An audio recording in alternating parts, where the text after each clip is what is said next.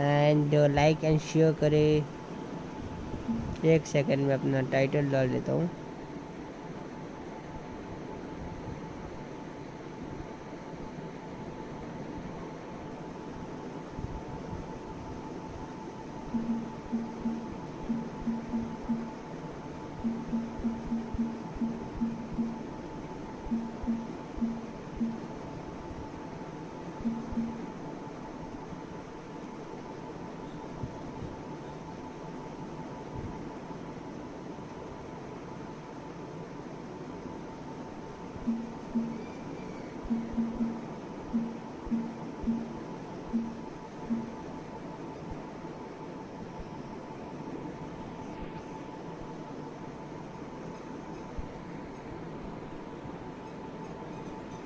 ठीक है, तो आप मुझे टाइटल और थंबनेल दिख रहा है तो बता देना।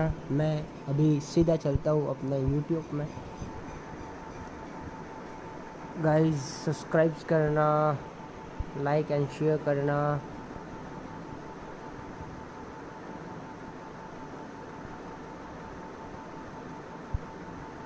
I would just like to say that, like, I'm very proud of you, Furia. I know I was a little bit mad in that situation, and I was surprised about you in the first couple of games, and I just want to make it note that that was a much better performance. But still, I'm taking your driver's license away.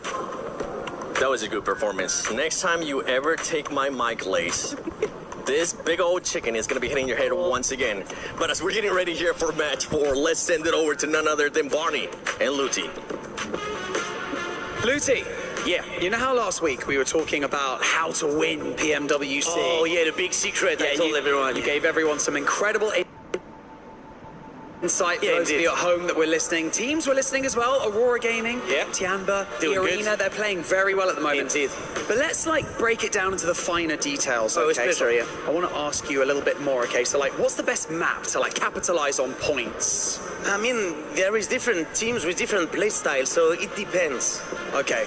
Yeah, that's fair. Okay, it depends, yeah. How about vehicles for late rotations, getting into a good position? What's the best vehicle to use? The host, buggy, and so different maps, so it depends. It depends. Yeah, as well. Okay, sure. Yeah. Utility, okay, so end of game, smokes, nades, Yeah. medical packs, Oh, bandages. What's the best thing to have in your arsenal? I mean, depending your situation with the cycle, so I will answer, it depends. It depends. Yeah. Okay. Luti. It's not that easy, Luti. What's the best gun in the game?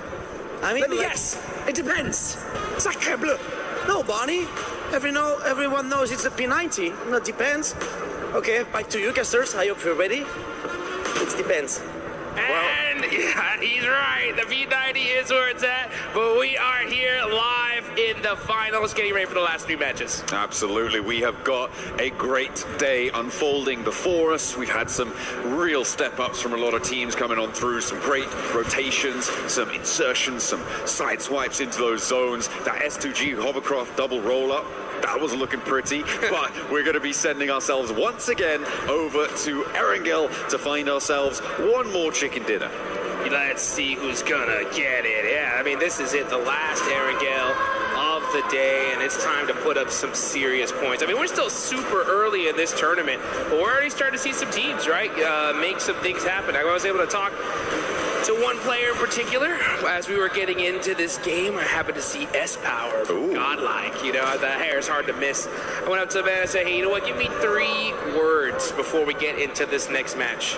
And he said, the domination begins. Ooh, using a whole word on that is bold. That's the sort of confidence that you want to see coming through. For Godlike, they do want to try and push a little bit further up those tables, try and get in the competition for those top spots. Of course, having only seen 3 matches, we are still in a fairly uncertain situation, in a state of flux when it comes to those tables. Obviously some performances standing out more than others, but it's definitely still achievable because of the fact that we have got an 18 match set, right? We've been playing so far on 12 match sets time and time again, but moving over to that expanded 3-day approach, that 18 set, that's where consistency really comes into play. So it's teams that are able to earn 6, 7, 8 points on those games that are going to be the teams that will take those top spots, those podium positions. Yeah, you're exactly right. I mean, it's all about putting up as many points as you can early on, and consistency is going to be the king here at the end of the day. I mean, we saw in the group stage, right, E-Arena, 39 points in one single game, and they weren't even able to make it. I mean, straight to the finals. They had to deal with the survival stage, and let's be honest, I mean, luckily we were able to get here, right? So, I mean, but they're crushing it now. They did a great job in that last game, right? And so they're off to a strong start. Let's just see if they're able to keep that pedal to the metal. Aurora starting off strong is really good, because historically, they've always taken a long time, right, to really get warmed up. But for them to put some points on the board early just goes to show that come finals time, they're adjusting their strategies, and it's working out for them. Maybe able to finally claim a title spot, you know, that's what they're going to be looking for.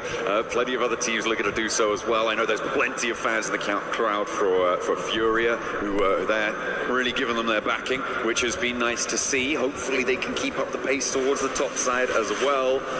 But yeah, I mean, there is so much on the line. That trophy, a threat to so many, but a promise to only one of our teams.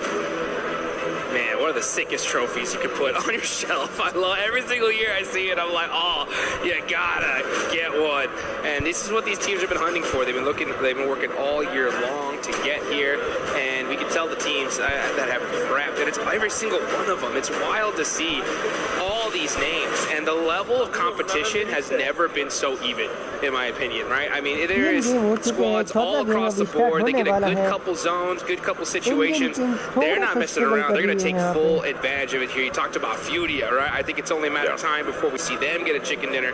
We got to see some keys a little earlier. We saw that Team Vitality key, Tianva, 2 monster squads as well. So it's just really about that consistently, like you talked about. But you know what? We're in the final Erangel of the day, John. One thing that stands out to me, without a shadow of doubt, is Pachinki, right? What is going on there? That last game has to mean that something's got to switch up, right? It has to. Something definitely has to change. For me, I feel like Enigma Galaxy, they kind of, well, certainly we know how consistently Ralph will just sacrifice tournaments to hold on to Pachinki. So for me, I'm just unsure as to why Ida made the decision to stick to that drop spot. There are obviously other opportunities, and it's sort of, it reads ego to me. It reads ego that they aren't disengaging. I liked 4 Thrives adjustment. They were able to get in. They were able to get, I think, 2 eliminations right at the start of the match. Really, really nice stuff from that very peer position that they normally drop around. They were able to move on up. They exploited that situation. But I think that the second good decision that 4 Thrives made in that scenario was not to hunt down Ralph, right? Because he's a solo. He's hiding in a corner. You don't know exactly where he is. You disengage. You don't go hunting, because a solo in a corner in Pachinki, you could lose a player to that very, very easily. So I liked their withdrawal there coming on through. The other side of a hot drop in Pachinki that is a massive factor, certainly for later into the mid and later game, is the fact that in a hot drop, you don't get that loot truck, and you can't get it double either, which means that it went over to Vitality during that last match. It goes over to other teams who just sit on that northwest side. It's also an incredibly clear indicator that a hot drop is happening to a team out there, so they can grab that one and send on in to maybe pick up the pieces. Yeah, let's take a look at some of the highlights here before we get started, as these teams are going to get locked and loaded here in just a second here, folks. But yeah, you know, when we go back to that hot drop, it's wild to see. I've been kind of watching these two teams talk to each other all along here in Paris, and I'd see, you know, Enigma Galaxy players walk by Ida players and kind of have some exchanging of words, and I was hoping they would kind of get this settled before the finals, because I think it's just a devastating loss for this to continue here for both of them. And in the last game, it showed, just like, because guess what? 4 Thrives. They came to party right after. They were like, oh, you know what? There's a silly fight happening in Pachinki. We'll take those eliminations, and they got some of them, right? So I think now that you have 4 Thrives, especially now on the hunt for this, it's got to make, you know, Ida and Enigma Galaxy have to start second thinking, I think, some things. But at the end of the day, like you said it, you know, for those of you guys that don't know Ralph's true name, it's Ralph Pachinki Sanchez Montero III. Okay. Pachinki is in the name, all right? And he will refuse to let it go. And, I mean, they've dominated it, right? We saw them be able to take out Ida, but now that you have 4 Thrives coming into play, it's got to make you second-guess things. I mean, I'm pretty sure that dropping in Pachinki is in Ralph's will somewhere. Yeah. For when he eventually, hopefully, in the very far future. But if he keeps dropping in Pachinki in-game, he's certainly not going to have a long life expectancy. Aurora Gaming able to do the business, but we are going to head to a quick video whilst we get this lobby ready to rock for our last Pachinki today.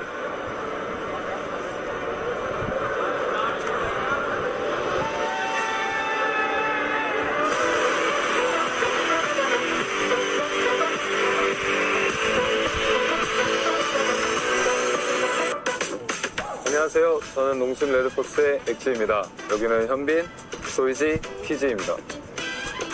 프로 선수로서 경쟁하는 일은 항상 힘든 일입니다. 하지만 이런 플레이 라운지에 오게 되면 즐거운 게 되게 많죠. 저희가 이 플레이 라운지에 왔기 때문에 이 플레이 라운지에 있는 것들을 즐겨보겠습니다. 가시죠.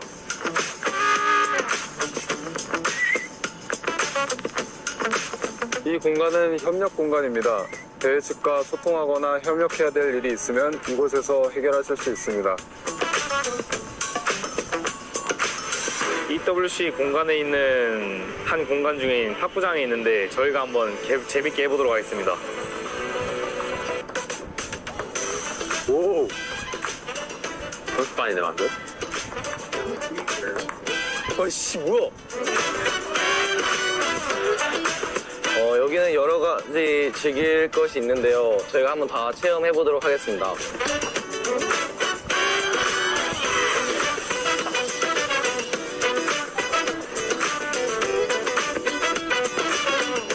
대회를 할 때면 항상 배고플 때가 있는데 PMWC에서 제공해주는 음식이 있는데 그 품질이 아주 좋고 최고급이라고 해서 저희가 한번 먹으러 와봤습니다. 아 배고프다 빨리 가자.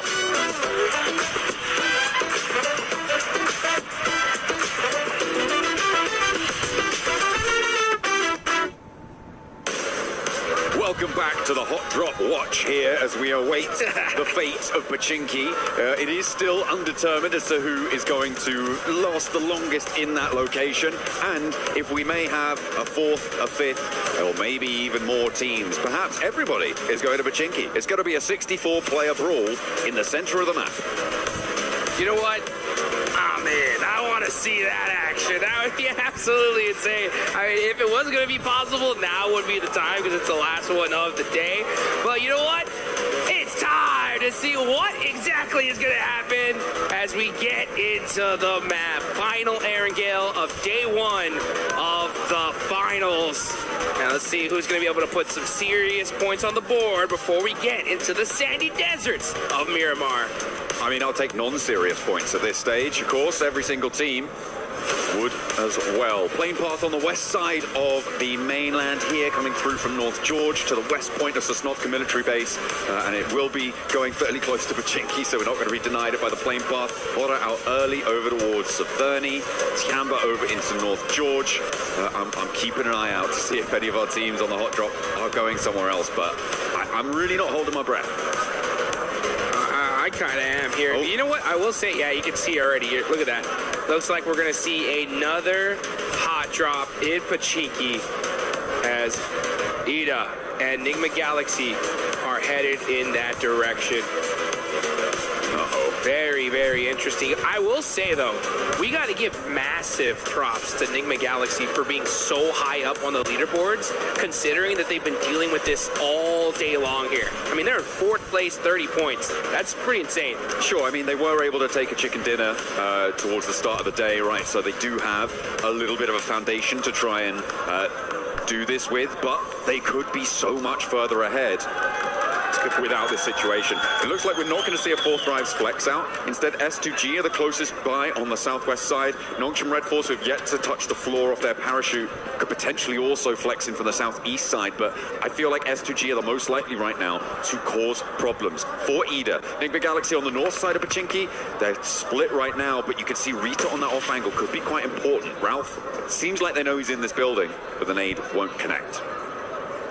Yeah, that was a warning nade for sure. You can see Satan up on the roof here, or on this ledge, trying to get a little bit of information. He knows exactly where Rita is. It's a big stalemate, though. This is the hard part about these hot drops, and I can hear it. That loot truck is now driving on by. The precious loot. Satan's like, that should have been ours. I want it. No. Oh, Lord gets knocked. And did he get thirsted? No, he actually gets beat up pretty bad. Satan, through the door. What a clutch knock for this team. Able to take out the off angle there, and Ida are going to really struggle to get back to this one. It's across the road, and I don't think you can break past that. The res, though, in the meantime, is going to be there, and because it's so early in the game, it's so much less likely that you've got the nades on side to just completely suppress that res position, which allows Enigma Galaxy to go back to 4 and leaves Ida stranded on 3. Rita getting knocked there is the most crucial part of that fight, Jukes. Man, that was an insane shot there from Satan. I mean, that's that game sense, guys. Shooting right through the door. He knew he was there, and he makes the play for his team. It's one of those micro plays, right? That when you make that kind of play, it just changes the entire situation for your squad. And now, because of that, Enigma Galaxy up ahead against Ida. They still have to get a little bit more pace to it, though, and Ida are retreating now right to the southeast point of Pachinki. They've read that immediately Satan can move out, get this position on the off angle that they were previously in control of. The fact that they're aware of that is good, but you're just going to keep losing players. At this stage, I feel like Enigma Galaxy definitely have had a better result so far in this Pachinki hot drop. They were very ready for it. As you said, they will have known, they will have been aware that this is unfurled. Yeah, and what are you going to do if you're Ida at this point? I mean, look where they're at on the leaderboards. I mean, this is crazy. 16th place, only 2 points so far. If I'm their coach, anybody that is in the leadership of this team, I'm like, give it up, guys. We lost. I mean, I get it, right? Day one, you're going to battle it out with Enigma Galaxy to see if you can conquer this location, but it's an L. Like, you got to at some point realize that this is not going to work for us. If we want to be able to do well in this tournament, I mean, Erangel is the majority of the match we're going to be playing here. We cannot afford to continue doing this. It is pretty devastating. They have only lost 1 player this time around, but the loot is going to be fairly thin on the ground. The vehicle condition, I don't know, man. It's really cutting the legs out from underneath themselves.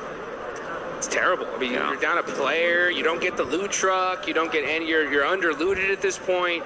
I mean, it's just a loss overall. And where they stand on the leaderboards is a pure reflection of that. So, yeah, you know, I always say that when it comes to these kind of hot drops or these situations in general, I really do think these need to be settled in rehearsals. You know, in the pre-matches where it's like, hey, you know what, guys?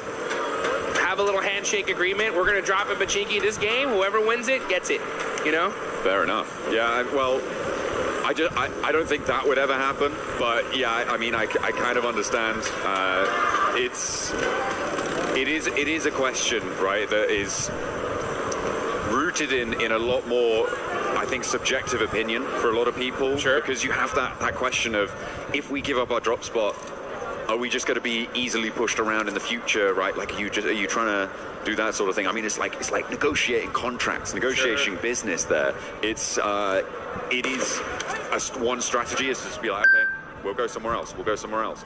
But you can hold your nerve. And if you guys want to be the best, then you guys need to hold your nerve. And you can look good doing it using the Naruto skins here. Make sure you're heading into game. Get that character set. Get that Ninetales Fury AUG skin.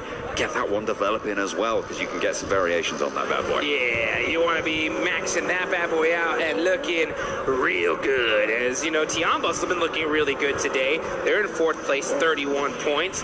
Milu, man, the way he started off that Rondo match was just wild. I mean, this man has been performing all tournament long for his squad. He had, for sure, right, the play of the tournament. That 1v4 earlier in the group stage was so sick. Yeah. And then come finals time, the way he started out, they are looking really good. Absolutely. They are currently in 4th place right now. Looking to try and keep themselves within striking distance of that 1st place spot, Godlike. would love to try and join them, but they are a little bit more destitute on that points front with only 8 towards the bottom of those tables. Another circle heading up towards the north side, split by that central river.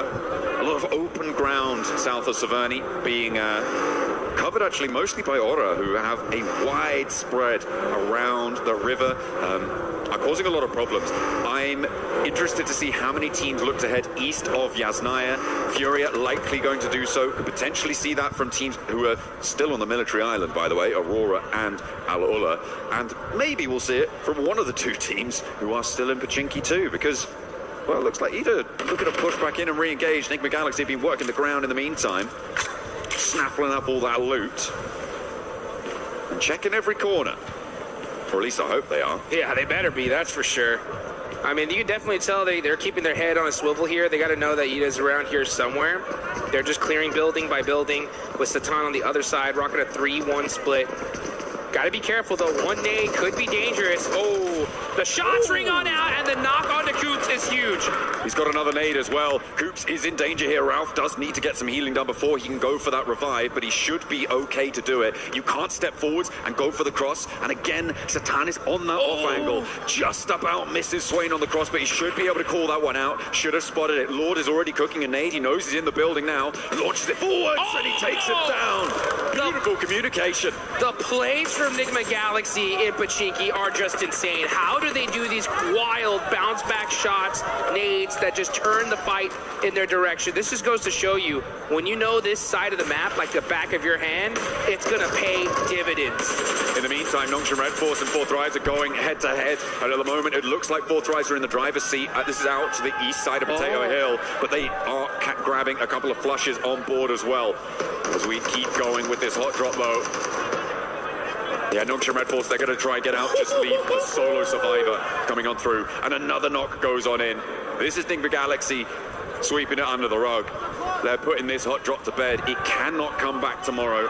It would be a terrible idea. I can't stress how difficult this is to do, right? To be able to deal with this hot drop so frequently and to just execute in this perfect fashion. I mean, not losing a single player, getting those four points early on is just insane. There was a hard north shift on the circle in the meantime.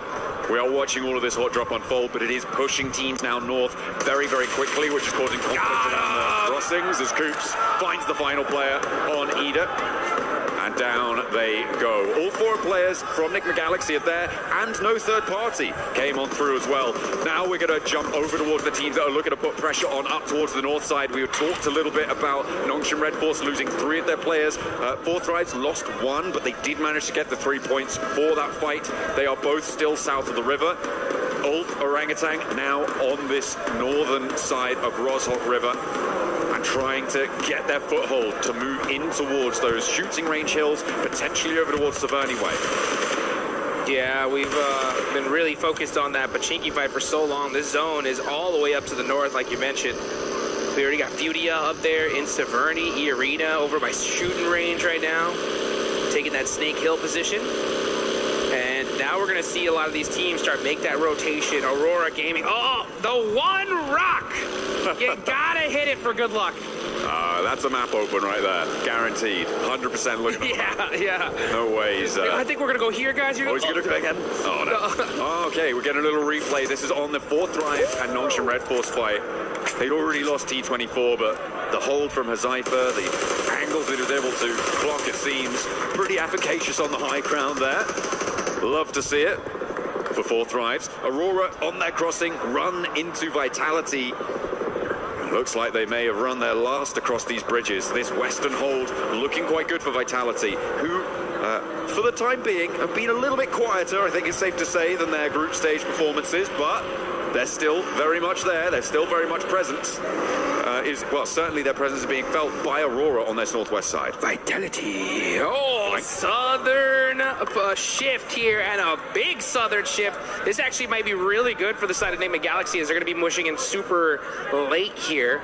And are you kidding me? If this zone actually south shifts one more time to Roz, that would be devastating for this lobby. Aurora, I'm trying to figure out, what do you think they're doing here, right? They're over there by North George, splitting up, maybe trying to find some late loot. Well, I mean, they were being held out by Vitality, Yeah, right? So you're right. They're just trying to take a turn around the town to maybe allow Vitality to disengage and then maybe re-engage later on, see what they can do with a little bit less pressure from the river crossing on that front. Team Flash over on the east side need to settle their score with Alula to try and get towards the circle. And it is not looking pretty for Alula. They lose a player. Not a good start, but yeah, it would be kind of mental to send all the way down to Rozhok. It'd be great for Nick McGalaxy, right? They're still just on the north side of Pachinki, so yeah, they could just take up that mountain and lickety-split, get themselves another chicken dinner. Godlike, in the meantime, on the hunt in the middle. Getting stuff done, getting bits out to Aura, and it seems that they are going to be able to take at least one and get the flush for Godlike. Mormon, the nade looks good. Puts them all the way down to 1 HP. Mormon, pow, pow, pow. That's 12K getting the finish. And look at that. I mean, teammate instantly there with the vehicle to make sure that they can get him over to safety. So Aura going to have to go out pretty early here in this game. Only one single player up, see what he can do later on. But now we're off to the gas station with a Furia. Keeping their eyes on to Team Flash. Win has the P90 and the ghillie suit. So he definitely won that crate drop. He came out absolutely stacked to the teeth and hits the tree for good luck. That is a necessary thing to do here, folks. Yeah, absolutely. Bold just a strategy. Little tap on the tree. Tap. Little shout out to Mother Nature there for saying hi, and then Gotta make sure it's secure. yeah, and then proceeding to unleash lead into the hillsides around him. Hopefully with that P90. Team Flash getting out of dodge from this east side could be tricky. S2G managed to make their way to one of the buildings here that is this lineup from S2G, from Orangutan, from Tianbat, and from Ulf. On this lineup, very central on the circle, some very defensible positions, but teams will start to crowd in around them. Vitality and Aurora, this is the re-engage, Dukes. Here they go, they're battling it again. It looks like Aurora are on top so far with that knock on a Razak. Here they, you can see Zol driving around, trying to get some information. Federalis up close and personal, having to run back. Oh, it's Godlike on the other side. Yeah, that's too dangerous. Vitality need to disengage this as their 6 is not covered, but Razy is driving up close and personal, giving an opportunity for CRic-FIix to put some shots onto him. And yeah, it's just down to these 2 players left for Aurora. This fight would have definitely went off earlier, but that third party from Godlike bought Aurora Gaming some time. A little bit, but now they're down to 2. And Vitality do eat a little bit of nade there, not ideal. E-Arena in the meantime trying to find their way in on the north side, but it's not looking super accessible right now. And now it seems like they're engaged with the final player from Horror. Sleepy is holding it, but in the meantime a crash. S2G trying to roll across, but Tiamba are holding face against it, and they are not going to let S2G in without a fight. Aurora want to jump in and join the party here. A nade in, that could be brutal there, right under his feet. Is it going to blast him down? But there's an answer, and CRic-FIix falls. A third knock over towards Tiamba, but now everybody has been isolated and evacuated from this fight. Nobody's left to put the pressure on this triple knock. Are you kidding me? It looked like these guys were fighting in a lake of fire here. QZ in the center of it, and Top could have been there to make that play, but unfortunately there are too many teams surrounding him, and it stopped that crucial third party. Oh, another nade from Top. Doesn't quite connect there. There is an answering nade, and that is going to back Top off nicely. The run around there. Orangutan maybe missing a beat there. Maybe missing a trick. Not able to flex out. Didn't quite have the angles on it. Top! Oh, Top just about behind the concrete there to keep him safe from catch, but they know exactly where he is. He's got 2 smokes. He is slap bang in the middle of the circle, though, Jukes, and that might be a little bit of a help until another team rocks up with nowhere to go. They're going to roll right on top of this guy. Yeah, Top's cooked right now. He's just like, I think I'm just going to lay down right here. He's on the simmer. For as long as I possibly can. No standing up for me. It's straight hit the deck time on the side of Top. But hey, you know what? That's good, right? He's got a good position in zone. They're pretty high up on the leaderboard, so they can just kind of hang on and get some placement points. That'll be good for him. But meanwhile, I mean, Tianba on a tear. 7 eliminations. Fortunate for them, they're able to get everybody back up here, and they're in a solid position in this circle. As we now look on over to Furia, Igor hopping out the vehicle here, getting punished by Arena for it. Oh, it's not going well. It is not going well for Furia. Unfortunate, they're just going to be down to Chief, the other 2 players down on the hillside. Tianba, by the way, managed to fend off a triple team crash on their compound, right? They're now on 7 eliminations. They have done phenomenal stuff. It's likely they're going to have to fend off at least 1 more, but the number of crates around them is going to be ludicrous. They're going to have to try and figure out exactly what they want to put in their backpacks as Flash try to find their way through, thread the needle, but Arena are just going to roll it down. Mormon over the top, doesn't even need to ring the doorbell to open that door. And Tops has to turn tail. Turney K sees to it. He's going to get backed off by a third party. I think that might be Orangutan chiming in. And now Tops has to head towards 4th Thrive, so nowhere real to go for him as Hyunbin finally bites the dust, the last player alive for Nongshim Red Force. The Arena are putting some good points on the board here. I mean, they're having to really battle it out, holding the edge of that circle, because there's a lot of open field in this zone. And now you're going to see 4 Thrives. 6 eliminations so far. Falak with 2, Zypha with 3. It's keeping Rozog in. Oh my, I just saw that circle shift. Are you kidding me? Enigma Galaxy, they'll take that all day long, right? Hey, you know what? Sometimes you got to get a little reward for those crazy hot drop efforts, and they'll definitely take that one to the bank. Yeah, that's going to be friendly for them for the time being. For them, I feel like a good strategy is to start scouting the other side of the river now, though. I feel like you need to get someone in fast. The difficulty, of course, is that 4 Thrives, and now Vitality is starting to move in, and they don't have an outpost there. Move over to the bridge, a little bit out of the zone. Yeah. I feel like somehow you've got to find a coastal position on that riverbank. And if you hold towards the warehouse, towards the triple stack, it's just going to be a bleed out for Enigma Galaxy. The placements aren't really going to be enough. Yeah, I want a little bit more forward thinking there as Aurora lose their final player. Could not stay in for too much longer. 4 Thrives though, getting crashed on. Here they go. Arena not messing around here, just full sending it, non-stop aggression from this team. And it's been paying off so far, and that's why you can see them on top. Mormon hopping on out, trying to hit that flick shot onto Huzaifa. Huzaifa's really hurt here. Great teamwork though from Arena, picking apart the likes of 4 Thrives.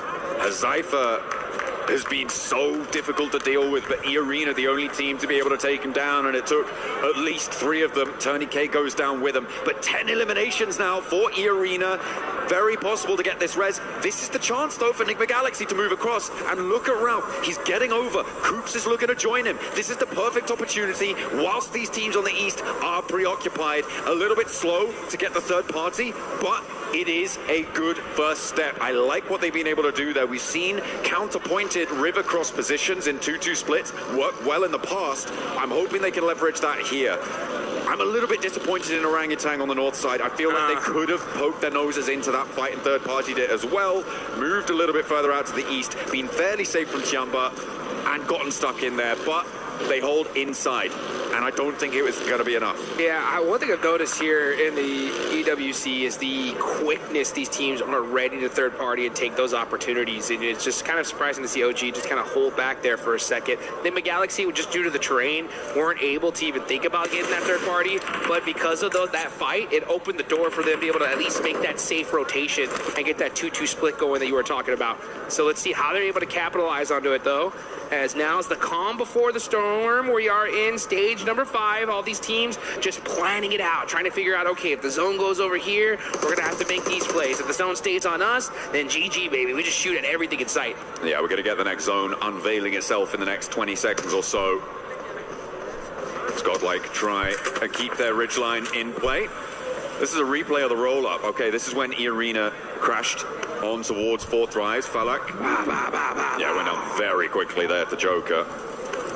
Not much you can do about that. When the flying vehicle launches over the top, the bunny rabbits bound on into your sightlines. He wasn't ready for it, which is kind of unfortunate. Next circle, though, comes in Jukes, and it will head over to the west. So I think the Galaxy do have to get on the road. Ulf fairly happy in their compound, but Godlike are putting pressure on.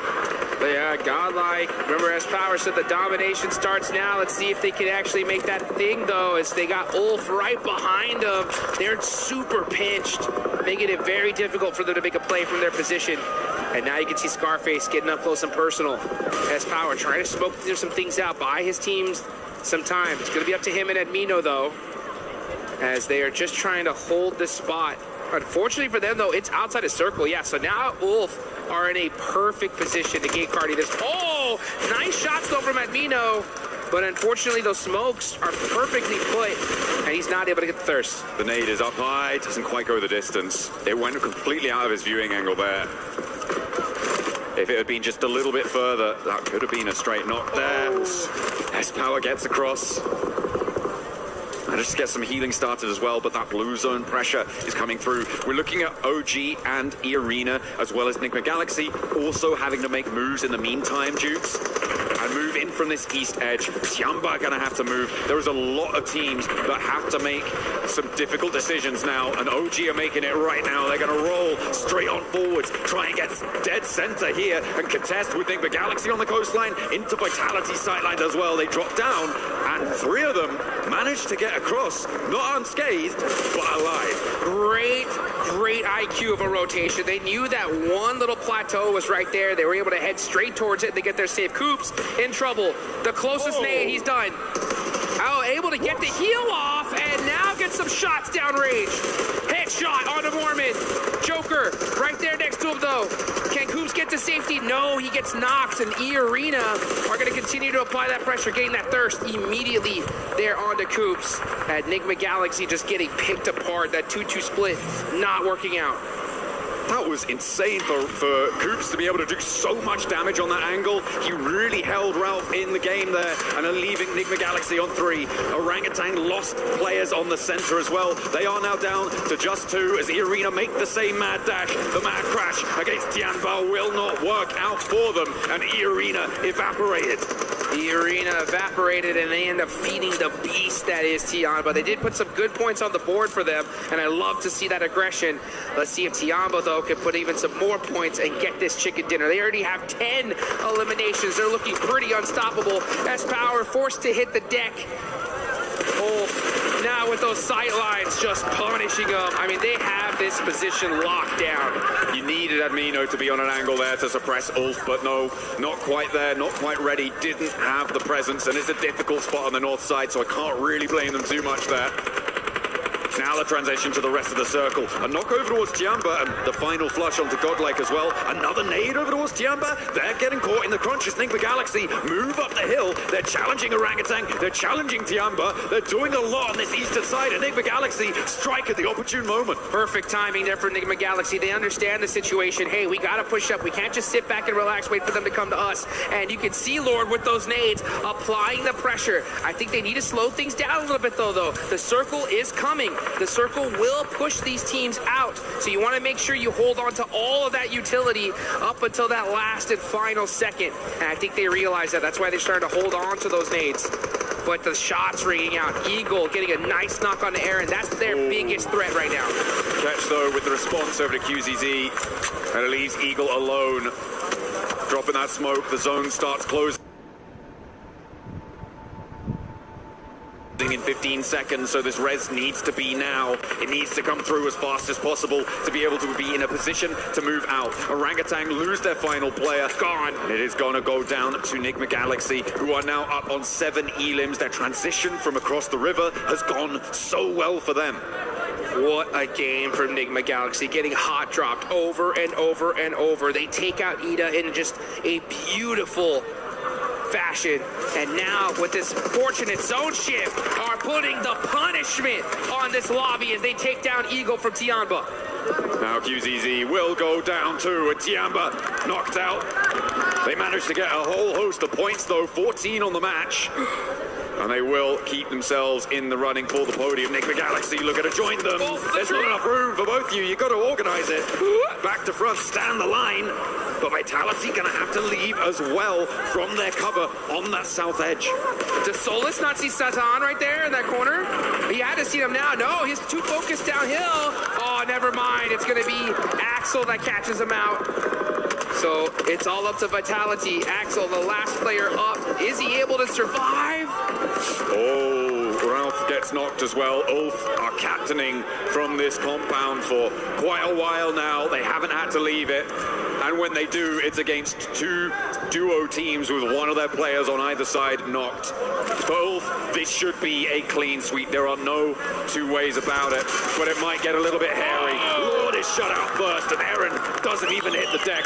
A 2v4 here would be needed for Vitality, and they are getting cut across, sliced and diced. Ulf are on the hunt. Downhill, they roll on in, and it's just Razy to stand in their way. The smoke billows, the P90 at hand. You couldn't ask for a better setup, but Ulf are here, and they have the nades, the ordnance to blast them apart at the seams. And that is how you do it, folks. Ulf just taking full opportunity there and capitalizing it on it. We love to be able to see that.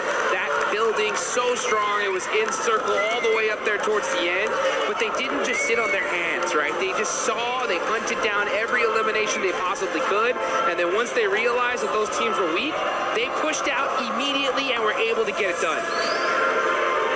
Some real heads-up plays, some proactive plays during that match. I mean, we focused a lot at the start on the hot drop, but the rotations up towards the north side also came in to be really impactful later on into that match, right? It was the teams that got there early that had the staying power. For me, a highlight of that game was also Tiamba holding off against the triple crash. It was Alula, followed by S2G, followed by Aurora. Everybody wanted to get into that central compound, but they denied them access at every single turn. It was a shame that Tiamba couldn't go the full distance. They did get shut out. And I feel like for Orangutan, they could have had more of an impact on that northeast side that would have changed the tune there. And hopefully they can find those opportunities in the future. It would be great to see them perform at the level we know them to be capable of from their performance in the group stage. But it is looking pretty powerful on multiple fronts. It's so tough. I mean, everybody here is playing just hyper aggression. Zero hesitation gameplay here live in Paris. The second you see an opportunity, these teams are taking it. One team in particular, right, we got to talk about it, is E-Arena. Just straight aggression there towards the end game. They soak up a ton of eliminations. Unfortunately, don't get the chicken dinner, but when you get that many elims, it's a good game no matter what. Yeah, that fight with 4 thrives over the ridgeline worked out well for them. And again, the lack of third party allowed them to keep in the match for a lot longer. They were down to just a single player standing at one point, but they managed to get back to 3 to recover that pressure without any third party look-ins coming on through. And yeah, for E-Arena, it's a good result. I would even say it's a great result to keep them at the top of the tables, to keep, well, I don't know if they're actually at the top of the tables anymore. We'll have to double check that, but a man who could find out is Kalaris down on the stage with E-Arena. I'll try my best, John Allen. Yes, that's right. E-Arena looking fantastic so far, so let's ask them a few questions about the games here to get things rolling. So first things first, your previous win going up against Furia. Were you surprised by Furia's approach to the late game? And talk to me about that late game in general after you got the win. ในเกมที่เราต้องเจอกับฟิวเรียนะฮะในเกมที่เราชนะเมื่อสักครู่เนี่ยฮะตอนที่เราเจอกับฟิวเรียฮะเรารู้สึกเซอร์ไพรส์นะกับวิธีที่ฟิวเรียเล่นเพลย์สไตล์ของฟิวเรียในเกมนั้นครับ แปลกใจครับแต่ก็รู้ว่าเขาเล่นอย่างนั้นอยู่ครับก็เลยไม่ได้ตื่นเต้นเลยครับ Well, we expected, but we still surprised with how they approaching the teams. But even though the last result is that they're winning the games. Okay, so you guys got very close to qualifying via the group stage and then came really close to not qualifying via the survival stage. So has there been any difference in approach here to the final? What has the team talked about to adjust here coming into the finals of PMWC? ก็ขนาดที่2นะฮะในกรุ๊ปสเตจเราก็เกือบที่จะได้ควอลิฟายแล้วส่วนในรอบ survival stage ฮะเราก็เกือบที่จะตกรอบแล้วด้วยซ้ำในตอนนั้นอยากถามว่าในตอนนี้ฮะรู้สึกยังไงบ้างครับก็พอเราเข้าไฟนอลมาได้ใช่ไหมครับก็ทุกอย่างก็เริ่มใหม่ครับทุกคนเริ่มจากศูนย์เราก็เริ่มจากศูนย์ก็เลยไม่กดดันอะไรกันครับ Well, right now we have zero pressure at all. So we are here to win, of course. And it's since everyone, this is a new day, new group. So this is a champion group now. Everyone's starting at the 0 point. So that's no different. And we're gonna claim all the glory back to Thailand. Okay, so that does it then. Well, thank you very much for the answers. That does it down here on the stage. We'll be with you for more PMWC in just a moment.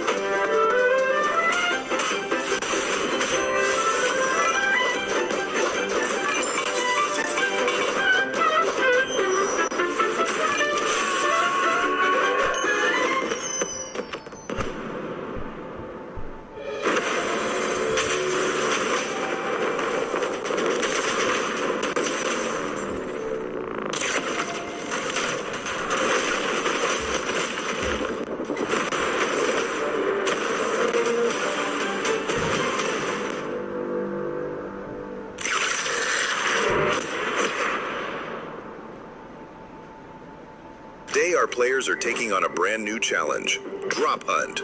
Each team will be split into 2 pairs, with each pair receiving their own map. 5 locations are marked on the map and hidden in the player lounge area. At each location is a mystery envelope.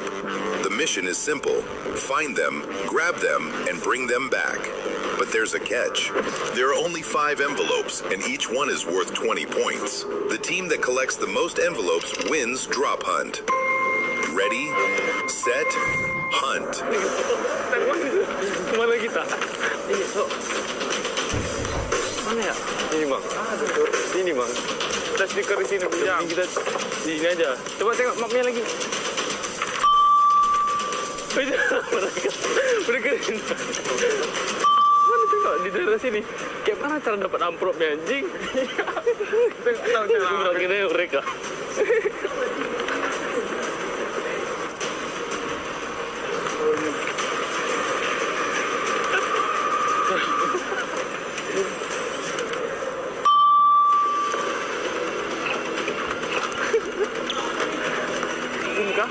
Mana si amplopnya? Udah diambil harus. Lihat. Di sini. Viewing di situ, viewing. Viewing ini nggak sih? Mau kita orang aja gitu. Iya, serangin aja mereka, ayo.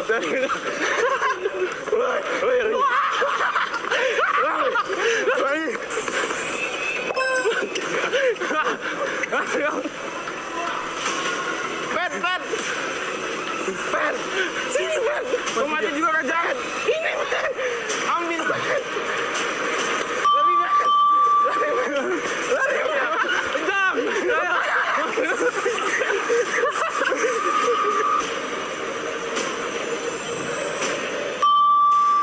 Oh, yang ini. Mana dia? Ini, Mas! Oh, tren dia. Ambil. Gini. We have 3, they have 2. We lost. Yeah. Main dulu jangan nangis yang. Let's go.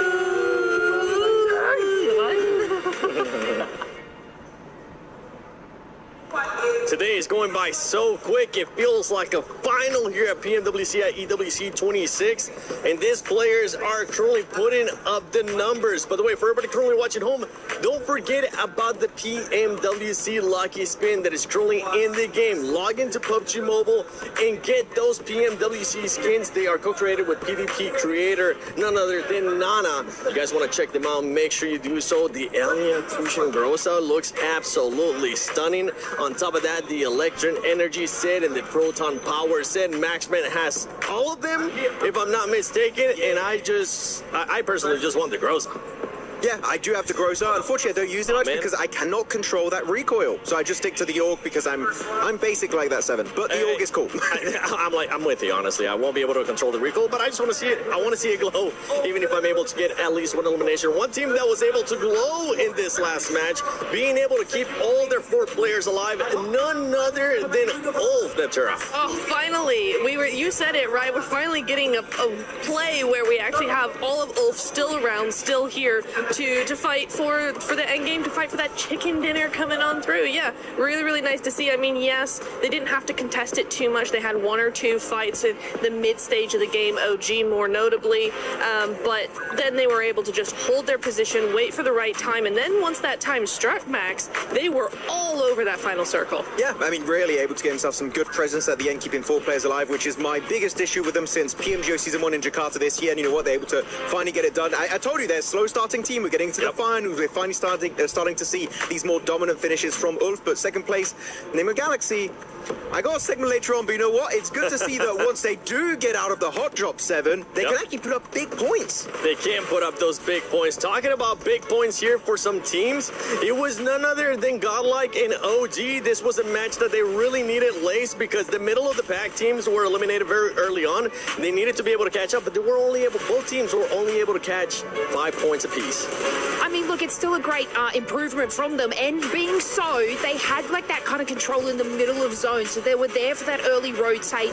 I would have liked to sort of see, I guess, OG apply a little bit more pressure to their eastern side, but still, to get to that point after the first couple of matches is a better thing for them. Obviously, we talk about slow starting teams, and they are one of them, but I do believe that coming into like the next match, we're probably going to see them a little bit more active active. I mean, they need to be a little bit more active in that, but to get to that, I guess, spot that they have, it's a lot better than the previous match. It is, and one team that was able to, that's also been starting off slow, but finally being able to wake up, Max, none other than 4Thrives. 4Thrives getting 8 eliminations this last match. Good to see. Finally, good to see it, especially a lot of those eliminations actually secured on 2 teams that were interesting. You had Team Flash a little bit early on in that game too. That was fun to see how they won that little bit of an encounter. Huzaifa in particular, he carried that fight from start to finish. Really good numbers from Huzaifa. But they had a very good early rotation, and you could say a bad rotation from Nongshim Red Force, where they catch them off guard. They didn't expect to clash next to Potato Hill. And you know 4Thrives, right, Nipchiro? If they can take a fight and you are in a weakened state, they're going to chase you down until the edge of the earth, and that's what they did, and Nongshim Red Force took a massive L there. So 4Thrives, if you know where they're going to rotate, I would try and avoid them because they don't like having neighbors around them. No, they don't, and even in this state of where we're seeing them of just kind of indecision, I think they don't really know what's going on, but it is nice to see that, yeah, they're still a threat even in this state, and it's just been really difficult for me to watch 4Thrives because I'm used to a very confident team that knows exactly what they're doing at all times, and I can tell that they're not sure what's wrong, why this isn't really happening. There's a little bit of the old spark there in this last game, but I think really it's just indecision. They're hesitating just too much. Didn't you say like something about T24 going out a lot early recently? Like that's been a big issue, right? Early, yeah, and he's one of the big fraggers. He's really up and coming as a big fragger for the team, so for him to go out early, yes, Huzaifa is able to clutch, but, you know, T24, they need a 4th player. They need somebody like him on that squad to just stay alive a little bit longer. Yeah, T24 was able to start slow during groups as well. Then he was able to pick it up. But right here in the finals, you don't want to be starting slow. So that's one team we'll definitely be looking to see bounce back. One team that has been really consistent, especially with eliminations, we talked about it earlier, Lace, is none other than Tiamba. Tiamba just keeps putting up those eliminations in a big, big way. They absolutely have, and I also want to add into that, like, keeping up those sort of eliminations is also E-Arena. Like, we sort of, like, look at these 2 powerhouse squads, and we're going to have to get a mash-up with these 2 teams because they are making it in those top 5 positions. They are clearing their space. They're grabbing the eliminations along the way, even in a fight where I think it was Enigma Galaxy, could have pushed E-Arena a lot earlier in their position, but for whatever reason, I'm sure Max will cover it, they didn't sort of get into that contention, but E-Arena just kept making power plays for the spot that they want. Tiamba is also making those power plays to get the position that they want. And obviously early eliminations, especially in today, is what will capitalize you for going into tomorrow. So this steady, I guess, excel in eliminations has been awesome from both of these squads. Yeah, especially for E-Arena, right? Remember what we saw of E-Arena in day 1 of their Group B? They were able to get those 29 eliminations in Rondo, and then after that, they kind of just ended up dying off us. We're actually going to be looking at a comparison between Group Day 1 and also what they're doing here in the finals. And something that I want you to keep in mind is the placement that this team is currently being able to put up, being able to survive even longer, and the eliminations are even higher because they have been consistent with those eliminations. They have been very, very consistent. It's been back-to-back-to-back games of just really good placement, good strategy, good synergy with the team as well. They look fairly confident. The lobby is hard. I'm going to say that. It is a very, very difficult lobby, night and day from the group stage, from the survival stage, but they are handling it very well. I do want to say very quickly, what I loved about the fight with 4Thrives, right? That dip, the way they used the terrain, because there's a bit of a cliff area there, it's a dip, and then you got those 2 cliffs, and what actually they ended up using is they went off the cliff, back behind 4Thrives, and then used that terrain where they couldn't actually see to move around in front of them as well. So it gave the illusion that they were everywhere at once when really they weren't. And for a team that is slightly struggling like 4Thrives, that was just the death knell. So very well played by EA. Good knowledge of the terrain and great synergy overall. It was a magic trick almost. It was. It really was. Max, there is something that has been pretty much pissing us off when we talk about Erangel, and that is the hot drops that we're seeing between Enigma Galaxy and none other than Ida. It's good for Enigma Galaxy right now, but Ida is just, they're just squandering their hopes. Yeah, I mean, Enigma Galaxy, you saw what it could do when they can actually get out of the hot drop, but here you go, Pachinki, Enigma Galaxy dropping there since the 1990s at this point, and Ida going to be joining up on this one. And initially I was like, okay, Ida, you should not be going for this hot drop. You know as a clear-up fact that Enigma Galaxy will never give up this location, and it's almost getting to the point for for me, Niptura, I'm thinking Nigma Galaxy, maybe this would be a good opportunity for you to start leading because Ida are not just ruining your Erangels, they're ruining your entire tournament run so far. Yeah, it's really weird, right? Because for Nigma Galaxy, it's like Ida is the newcomers. They need to get out. Clearly, it's not working for them. They have 2 points over the entire day. 1, 2, that's it. But you're right, Nigma Galaxy is ending up ruining their tournament chances as well because we are seeing really good performances from Nigma. I love how they've been playing, but they're just entering the zone way too late because of Ida. Yeah, of course, we did say this game was good, right? Because they got out of the hot drop as a 4-man team. They lose a single player. I promise you, they do not get a finish like that. They do not get that many points. So right now, Nigma Galaxy, I would say there are other options available, and I understand it's your drop. You've been there for the longest time, but I do not care at this point which team leaves. One team has to leave. This is a waste of time, and it's making me angry, and I'm just looking at that on the early game. Can I also just interject here and go, Ida, what are you doing? Because this is a team, remember, that got in through the group stage. They were second in their group. They had a fantastic second day. They won like 3 of the games. They were hyper aggressive. We know this is a team that can play very well, but they're wasting everything on a hot drop 3 times in a row. Yeah. Again, they have 2 points. You're not going to win on 2 points. And teams are starting to notice this is such a waste of time. Like 4 Thrives, I think it was on one of the Erangels early in Niptura. They like just instantly third party it. And now teams are going around Pachinki waiting for the loot truck to come out because they know no one is going to get that loot truck because they're so focused on that clash between Nigma Galaxy and Ida. Of course here, big respect by the way, Nigma Galaxy, the smokes and the way they started pushing these solo players, that was very well executed, but one mistake, one slight error, and you lose a player and instantly your chances of a win dwindle to almost nothing. Well, we know exactly what happened when 4 Thrives joined the party, right? Nigma Galaxy lost a couple of players and then we didn't really see them in that game. They went out fairly early on. They had to full send. Game 1, they had to full send to the beach and just kind of stay there. There was no opportunity for them to get any points whatsoever. So, yeah, for Nigma, this is bad on both sides. I'm mad at Ida for initiating this every single game, but Nigma need to figure out how to adapt to this. Yeah, we'll have to figure out how to adapt to this. If I had to pick one team to stop hot dropping in Pachinki, it wouldn't be Nigma, because Nigma has been getting the better end of this, especially they showcased what they were able to do in the last match. They're getting the eliminations too, so Nigma Galaxy, keep on doing your thing. If you're Ida, get the heck out of town. You need to find a different spot. But when we're talking about someone, you're gonna pretty much see here just the finish of this engagement between these squads. You know what, Max, Lace, who would you want to see just give up this hot drop between Nigma and Ida? It's got to be Ida, right? Like it has to be. Like, they're not even getting any further into the late game. They should have just made the decision to sort of rotate from this position. I mean, you know, I was kind of touching on, I think, Nigma Galaxy a little bit later into the zone, how they're making slow decisions. But again, this is slowing their decision. But Ida just, Look, by the way, look on the left side of your screen. While they're still in their looting stage, technically, right, so hot drop's a bit weird, it's a bit different. You have Nongshim Red Force fighting 4 Thrives on their first rotation after the looting stage. This is, look, even here, you have to fight Orangutan fighting Ulf. So everything is happening in the game. Teams are not going to wait for you. And while that's happening, you're still in your initial drop location and you have no scouting done. The loot truck, you can see on the left side of your screen, he came back for round 2. Round 2, and the fight is still not done. What are we doing? It's okay, Max. This is Picado Red Buildings all over again. It's really annoying. It's Picado Red Buildings all over again, Max. I mean, we get so mad at that hot drop, and we still have the Miramars to go. So if either of you hot drop Red Building Picado, I am going to come over to your table, and I'm going to be aggressive. Yes, I'm going to moonwalk. Look, okay. I'm going to hee-hee at you very aggressively. TLDR for the entire segment, we don't like it. End of story. Yeah. Unless you're Nigma Galaxy. Nigma Galaxy currently in 3rd place. You have E-Arena right now in 1st place with 48 points. Tiamba continuing on those consistency of eliminations. This is the main story for Tiamba right now. 45 points, 37 coming from the Elims. And if we start going down, we are seeing one team that has been going down as the day has been going on. And it's none other than Aurora, Max.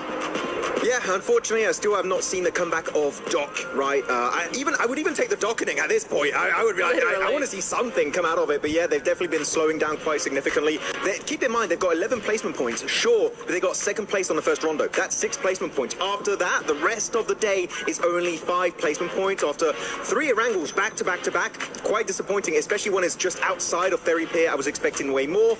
They're slipping down, and especially when Ulf now, they've just got a 4-man finish. You know, Ulf are going to be chasing for that podium spot. I mean, for me, I'm not too worried about Aurora right now. They've had a good start to the day or start to the finals, and we do know that this is a team that really waits until the last minute to actually do something. They just do just enough to stay ahead.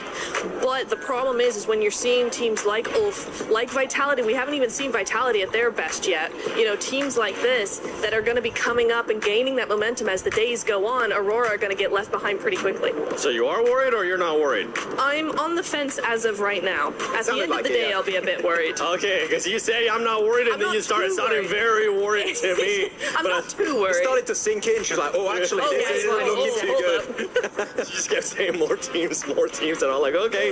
That sounds like you're contradicting yourself here. 4th Rise ends up finding themselves here in the first page, but going here towards the second page, we really haven't seen much lays out of S2G. With Furia, it's been a hit of a miss, and then we got some of the other squads there. S2G are getting busy, right? But they are sort of like losing the contest on these fights.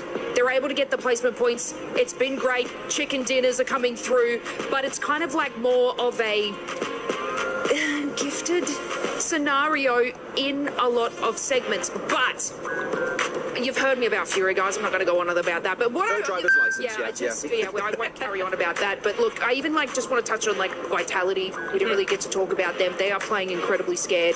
So Neptura, after your sort of worried statement, I am also worried in that sense because even in that final zone there, they had the western side to sort of scoop up behind Nigma Galaxy, and they did nothing. Yep. One team that I want to see more out of, especially towards that second page, is none other than Godlike. And I would love to see the player stats so far today because this is a team that a lot of people were expecting to actually finish pretty high. And it has to come with the fragging power of S-Power. And right now, for S-Power to give him a break, he is the only one that's performing for the squad, being able to average at least 1. But the rest of the squad is just not looking good. It's looking pretty bad in terms of eliminations, and the reason why the eliminations are so low is look at their survival time. They're not even breaching the 20, and some of the players not even the 18-minute mark, which is not good in a lobby of this caliber if you want to be contending for that, let's say, top 5 situation right now. So Godlike, even looking back on this game, they should have pushed up onto, I think it was Ulf's compound, but they got very idle because the thing is, compared to the group stage where some teams might do mistakes and you might be able to weasel your way in, here you have to take fights head on if you want to have a chance to get very late into those games, get those placement points. Godlike, in a lobby like this, you cannot be hesitant. We've seen in your group stage, you have that raw fragging power from S-Power, from Admino, even Somei. And Manya is a great IGL, but you need to utilize it and take your chances. Yeah, what I've noticed is Manya is making these sort of scouting power plays, but the rest of the team is not supporting him, which they're getting caught out. So, I mean, it's surprising to sort of see that level that they're at right now because Manya is making incredible decisions, but it looks like a few other sort of on the team are just kind of tunnel visioning into the wrong direction, and then that's when they're getting caught in. Yeah, I think also one thing that we really need to think about, or they need to think about, is it seems like they keep going for positions that put them in a position to have to fight teams head on, and they're not succeeding in winning those fights. So if you want to make sure that you're actually going to get a position and be in there in the late game, you know, if you know that you're not really fragging out against these squads in the finals, then stop putting yourself in these tight positions in between teams that mean you have to frag your way out of them. Play a little bit more like Vitality, the way that they're on the edge. Nigma Galaxy as well, they're on the edge. They try to just wait out other teams, take a fight here or there, but just survive and keep their players for later. Survive. That's the name of the game, all right? Just survive. It's so easy. Why don't you do it, Godlike? Actually, I believe they'll be able to turn it around. It is their first time here at the finals international event for a lot of these players. S-Power, I'm still proud of you, brother. You're still putting up the numbers, and I think you're going to do even more as the day goes on, as the days do end up going on. But for right now, let's send it over to none other than the stylish man, Blank, and our special reporter, Kalaris. Yes, the stylish man and the short man. I get it. It's fine. Don't worry about it. We've got ourselves Mr. Black here to talk about everything. Oh, you're my special little report, right? Right, yeah. I'll try my very best to rise to the occasion. My special little man on the stage here. Shut up and go away. All right, we've got Tiamba to talk about as well, of course, as they have looked stellar in terms of their positioning and how they've been kind of playing these games out, Blank. Yeah, they have been really, really good. I'm so sorry. I do love you, bro. But honestly, there has been moments where the decision-making has been fantastic. I think that the way that they are speedily going to sometimes their demise is actually astonishingly good, right? Because I think me and Jackie were talking about this. I don't know if you'd agree, but there are times where they'll make what feels like the best decision in a bad moment, right? Where a lot of teams would just stand by and probably get naded and be like, oh, it's over. Well, Circles haven't been kind to them, so they've been able to kind of fight against some of that adversity. And I think that when you watched as QZZ was able to get MVPs on international stages this year alone, I think a lot of people, including Max and some pundits, etc., wanted extra people to be able to step up to the plate alongside him. Sure. Milu's been able to do that like twofold, which has been really phenomenal to watch so far. Oh, Milu has been amazing. Yeah. Milu's been really, really good. It's fantastic to see. I mean, you were talking about it was FMVP for PMI, where he was able to get 39 eliminations over 7,000 damage for QZZ. But yeah, they have balanced the load in a big way. I think it's a really, really nice thing as well seeing A-King, because it very much reminds me the way that Alpha 7 used to play.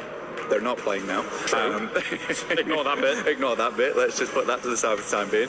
But yeah, A-King's kind of like the Revo of the team. He plays forward, he plays shotgun for the team. Milu's just very good in those clutch moments. And yeah, the load is spread out very, very evenly across the squad. Eagle is also a great survivalist. I think they have all the tools necessary to actually honestly win this at this point. As you're talking, you're getting further away. Come back. It's fine. No. Please. Okay, where's so my box? The thing is, I think when you look at Tiamba's performance so far, and we can wrap it up on this and move on to our next team, is that double chicken dinner that they got at the start of survival stage, huge revitalization for them to be able to get themselves back on the road again and actually push to be able to find themselves in this state that they're in right now. What do you think? Yeah, very, very good. I do think that that's what they needed, because the confidence came through every time I look down at Milu on the stage, right? It's very... Like Milu. I do like Milu. It's very heartwarming because there's... I like it when players are enjoying themselves, and Milu definitely enjoys himself. He's one of the smiliest guys I've seen. QZZ is a little bit more serious, I would say, other than the winning moments where, you know, he almost breaks his fingers on the high fives. That was funny. But I do think that for Milu, it's just nice to see a guy who's so good at the game, but also very much is passionate and enjoys his time in it. And he should be, because he's having an unreal run. All right, let's move on to another team then, as we have Ulf, who has looked, I would say, towards some of these latest moments, pretty good as well. Obviously, they qualified off the back of having that last game survival win, which was extremely important for their campaign as a whole. And they are one of the teams that a lot of people thought was going to be able to attain those top spots. Right now, their space control is looking good, especially in this last game. Yes, very much so. I mean, I'm one of those believers. I'm an Ulf believer. Okay, Everyone knows that. Everyone knows that Eren is one of my favorite players. Ketch also from way back when, MVP in PMPL Season 1 Spring. He's not quite as old as me, but he is pretty old. He goes way back. He's old, yeah, but he's still got it in him. He's got the grizzled beard, he's a grizzled warrior, but he looks good. And I think that for Ulf, though, that last game was fantastic for me in particular, because we were talking about it backstage, right? And I said, if Ulf wins this game, I want to talk about them. But it was nice for me to be in like stage 6 and really believe in Ulf to actually win the game that they should be winning if they make the necessary movements, which was to take out Tiamba and slowly corral the rest of the squad. So the fact that they did win, kind of a prideful moment for me, because I was like, get in, lads. This is fine. You've got it. And you liked your prediction. I did, yeah. Also, I was quite chuffed about myself. Yes, that is right. Okay, 50-50. Yeah, okay. Great job, lads. Great job, me. I think as well, you know, controlling that compound, it actually has great lines of sight on the south side. Any vulnerability normally comes from the north, which actually didn't really exist in that game due to the way the circles were shifting. Yeah. So they had to turn all their attention to the east as the next main threat. And I think you're right. They prioritized those threats very well from a compound like that. So good stuff by Ulf so far. And let's turn our attention as well to E-Arena, who has looked... It's funny because I'm a little bit conflicted by what E-Arena's been putting up so far. Because even in this last game, I really appreciate the wide wraps that they're doing, but Fourth Thrives have like almost zero opportunity to be able to react to the snowball coming down the hill and, you know, crushing them all. It was tough. It was tough. I mean, E-Arena is just a strange team right now where I'm not sure if they're really good at the game or very lucky, which even they, I don't think, are very sure about at this point in time. I remember a time when Schweppes, was sweeping aside the competition, but again, I think E-Arena just hasn't quite hit that full stride yet, but they do have the massive potential, Kale. He's been able to win twice on the stage in the past, Schweppes, with, of course, Vampire in the past. But anyway, thank you very much, Blank, for joining me here down on the stage. It is time to head on over to Glitter with an update. Because there's a lot going on in chess today, and a lot of it is very CC heavy. So talk us through what's been going on. So currently the game going on behind us at the moment is Magnus Carlsen, the tournament favourite, playing for Team Liquid against Nihal Sarin for SAUL. Okay. So pretty big game, mainly for Team Liquid. SAUL have popped up across a few games, but not really near the top of the leaderboard. So Team Liquid, I'm not going to pretend like they're near the top at the moment either, to be honest with you, because they're probably lower down than SAUL at the moment. But they're expected to get a win here this weekend, considering Magnus Carlsen being the chess player that he is. And he is up 2-0 at the moment as well. So even if he gets one more draw through the next two games, he'll be progressing to the semi-finals. Earlier today, we had the first quarter-final, which was Denis Lazovic playing against the Na'Vi representative, and he managed to get a win. So that's huge for AGL as well, considering they're trying to keep the top of this leaderboard. They pretty much need to outperform Falcons, which in itself, it sounds kind of doable, but then you realize they've got two players, one of them's already progressed through, and Ali Reza Farouja's kind of playing now and beating his opponent as well. Okay. So Hikaru Nakamura already through to the semi-finals, which lines up a Hikaru Nakamura versus Denis Lazovic, AGL versus Falcons in the semi-final. I mean, to be fair, Denis was trying to almost preempt the win. He was practicing putting the key into the trophy yesterday. So, maybe that's a good omen? I mean, the thing is, he was literally putting his opponent's key that he'd beaten in the winning trophy. So it wasn't even his own key. He was like knocking someone out and then putting them on a pedestal straight away. But yeah, it's been a good one over here in chess. There's so many club championship storylines that kind of lay on chess at the moment, considering, AGL have been knocked out of PUBG Mobile, have been knocked out of several other competitions as well. So Team Falcons have to be outperformed by AGL if AGL want to keep that top spot. But then again, Falcons are in Rocket League as well. So they're kind of in a great position to go far in the club championship this week. And of course, already have managed to secure some points being in the top 4. So it's going to be a very close race is what we're hearing right now. And chess is going to be a big impact on just how close that race for the leaderboard is. We actually have way more matches coming up on the rest of the day. So as we have some more updates, we'll check back in with you, Trev. For now, we're going to say goodbye. Shout out to the amazing Glitter Explosion and the amazing Trav as well for the Club Championship update.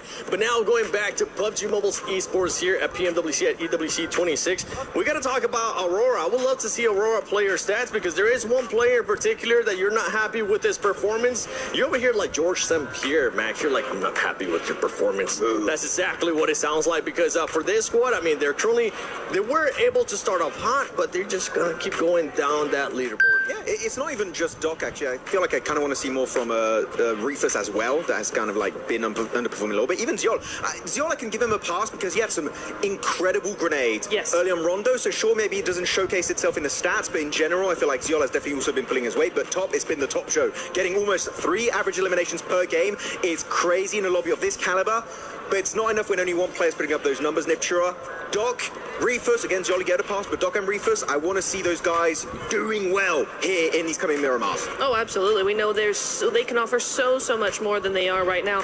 I also want to give CRic-FIix a half pass as well, because similarly to Ziol, we did see CRic-FIix have some really cool information scouting off angles, like way across certain areas of the zone, really trying to get as much information as possible versus teams. So in that regard, yeah, I do feel like he's kind of pulling his weight a little bit. But yes, overall, I do agree with you, Max, that all of them need to really be stepping up to the plate here. 4th place is okay. It's not far behind 1st, but we just want to see more because we know that they can do so much more. Yeah, for me, no pass for CRic-FIix. Okay, CRic-FIix, I expect a lot better from you. You're the only player right now that hasn't gotten one of the international MVPs in that squad, so the pressure is on you, okay? Any passes that I had for him was last year. This is a new year. I want to see more survival time out of him as well, but here we go. We're looking at the overall Lace. We're talking about Tiamba. We're talking about Flash. We're talking about some of these teams that we need to see more placement points out of.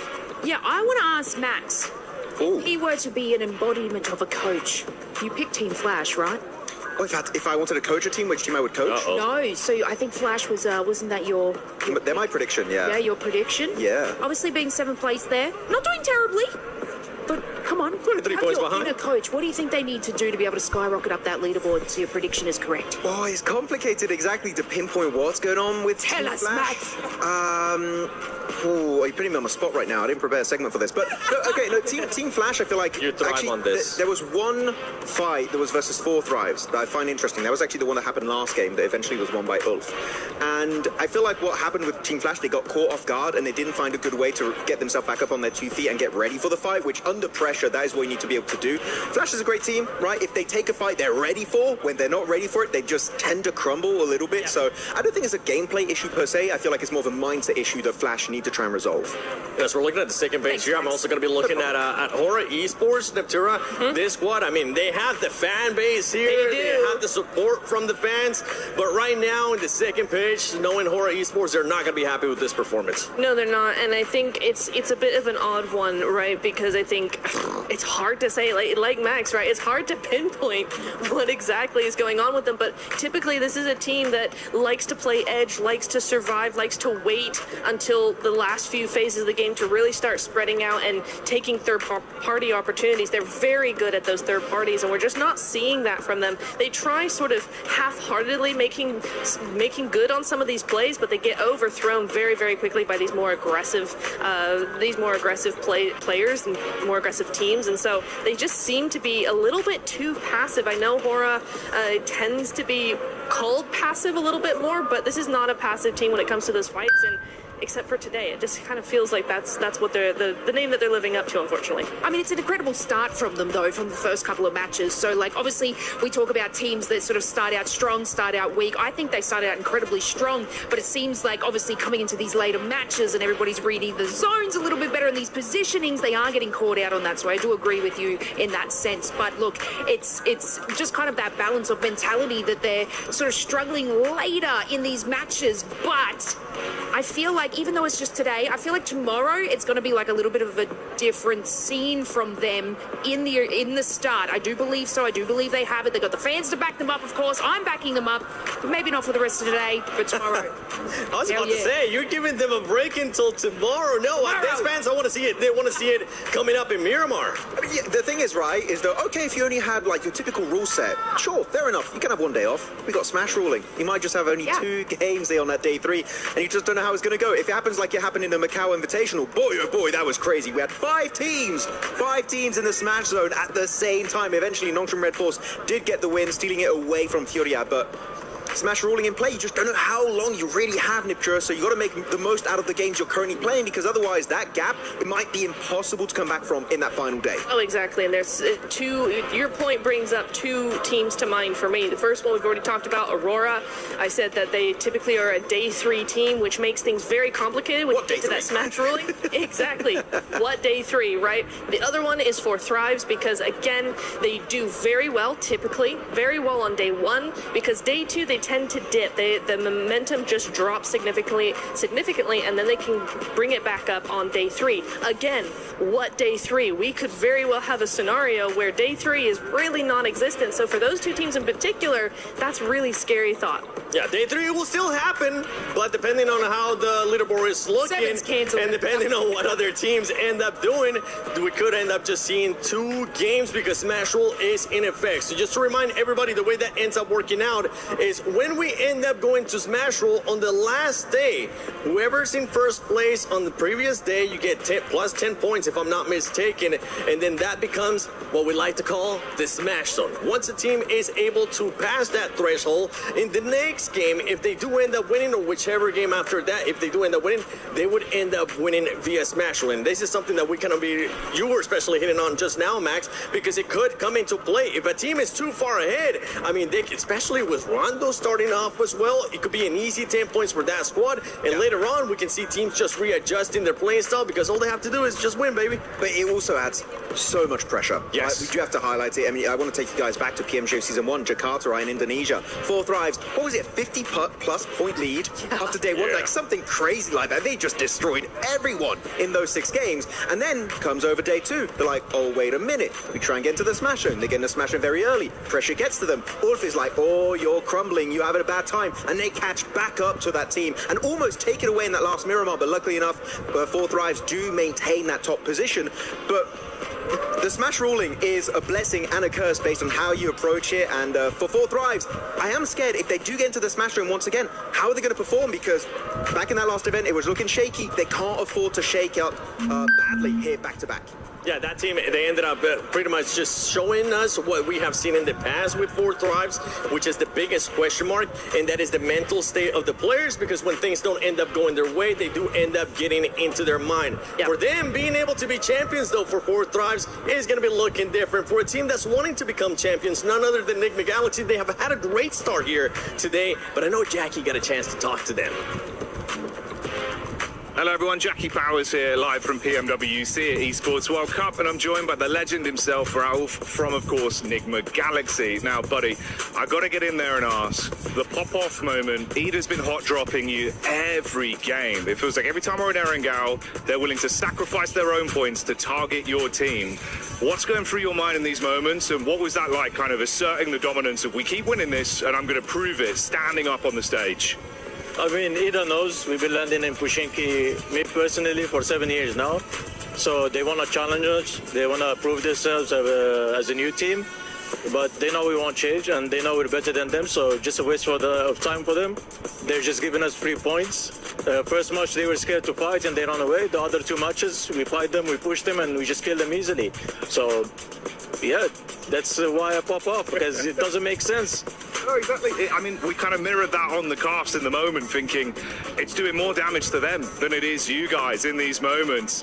Obviously, let's talk a little bit more on a positive term. It's been pretty good for you guys so far in finals. It feels like the comms right now on the team are really clean as well. Do you think this is going to be Enigma winner? You're looking to take the trophy home this year?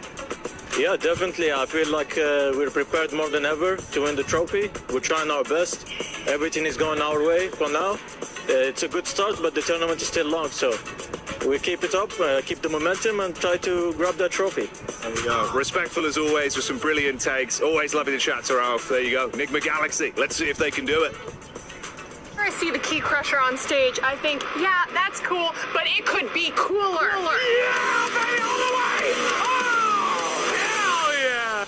That's why I found a crusher of my own. Through totally legal means.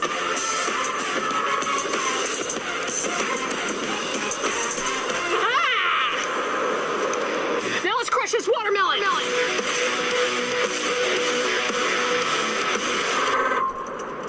That's how esports should be done. So this nerd.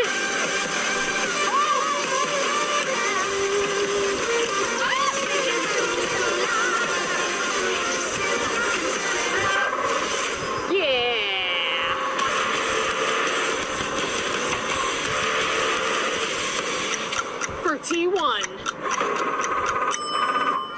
Okay, France was stronger than I thought. Don't need soap when you're in esports. Squeaky clean. Can of beads. Ah! Ah!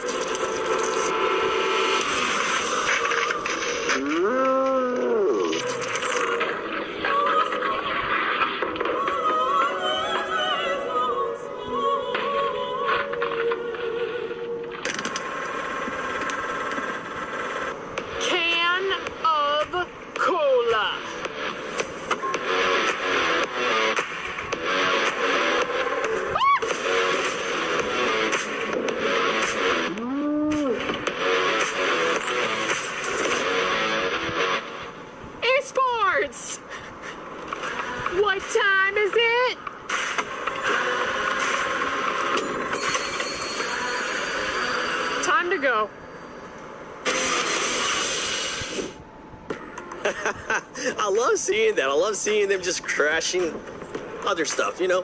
What's one thing, Lace, what's one thing that if you had the power to crush it, you would end up crushing? Besides Max Man's hopes for Team Flash. Damn it. No. Why? No, I think, you know what, 7, you. Oh, wait, what? I've got to take the shade off of Max at some point, and I need someone to pick on, and I just was kind of looking in your direction, and yeah. How would you do that, though? What's like... Nah, we don't need to go into details. No, Max, no. what would you be crushing? 7 also.